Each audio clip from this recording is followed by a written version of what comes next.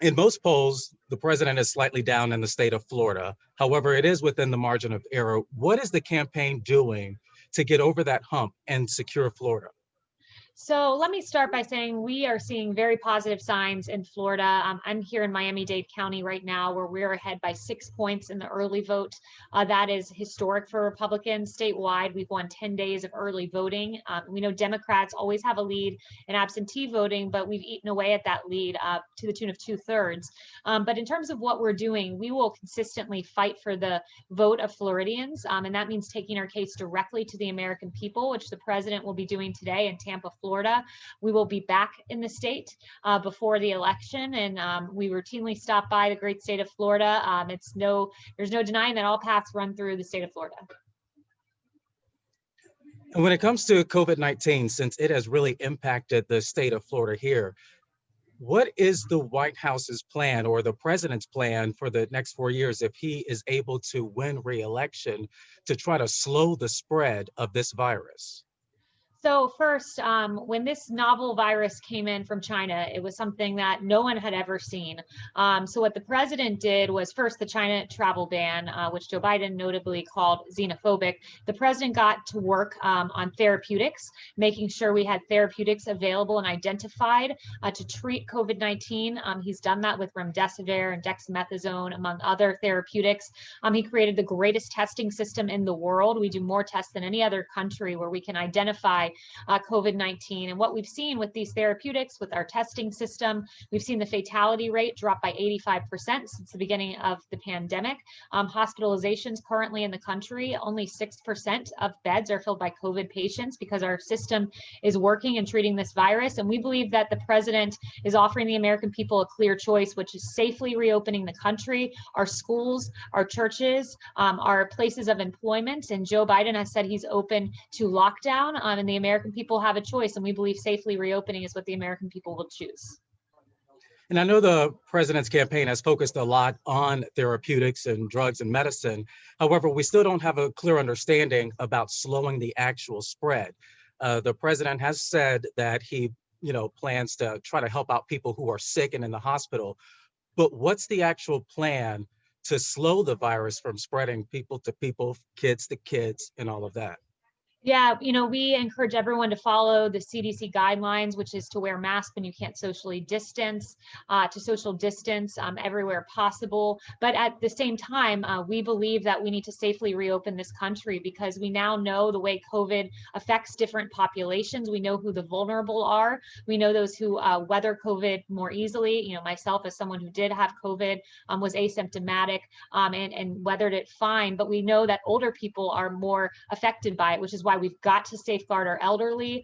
The president has surged testing to our nursing homes, and that is what we're really focused on. But ultimately, we've got to reopen the country, which is what this president is doing, so that people have access to their wages, to their jobs, and that their kids can go to school. And we'll move back to Florida. What does Florida mean for the Trump campaign? It means everything. Look, this president has changed his residency to Florida. He loves this state. It is indispensable to us, and we believe that we'll win it. We believe we've got Florida and North Carolina, and we believe Arizona, and then we've got to pick up one more state on top of that, and we believe that ultimately we'll do just that. And the president is going to bring back the hottest economy in modern history. And when we compare that to Vice President Biden, who brought us the slowest economic recovery since World War II, we believe the American people will choose the president who is a businessman who will bring back the economy. And since you said you're in Miami-Dade, I do have a question related to, Miami-Dade and the campaign. There are a lot of Cuban American and Venezuelan American communities in Miami-Dade. The Trump campaign has been really talking about a Joe Biden presidency will bring a sort of socialism, and they've been pushing that every time in Miami-Dade, and that's been resonating with the community. What evidence does the Trump campaign have that if Joe Biden were to win, there will be this sort of socialist-run government? Well, when we look, AOC Alexandria Ocasio-Cortez has advocated for the Green New Deal, and the Green New Deal is on Joe Biden's website. He has said, Joe Biden himself, that Obamacare isn't good enough, that we need a public option, and a public option would crowd out private insurance for 180 million Americans. Ultimately, when you look, he has said, and we play video at our rallies, that he would ban fracking in the oil industry. These are all things that are plans of the radical left, and we believe that Joe Biden is a shell that the radical left is filling. And we definitely believe that our message is resonating with Latino voters, with Black voters across this country. And I think on election day, we'll see a vote that is very inclusive for the Republican Party, because people recognize the inclusive economy this president is creating. One more question. How are you feeling about your chances? We're feeling very strong, cautiously optimistic. It's never over till it's over, but we feel that we are in a very good spot, and we are looking forward to Tuesday. Perfect. Thank you. Is there anything else that you wanted to add? Let me see. Did I hit everything? Actually, one more thing I could add, if I could. Sure. You know, this president often not discussed enough is his record on healthcare. For under this president, we're seeing premiums, the costs come down for the first time since the passage of Obamacare, drug prices coming down for the first time in 52 years.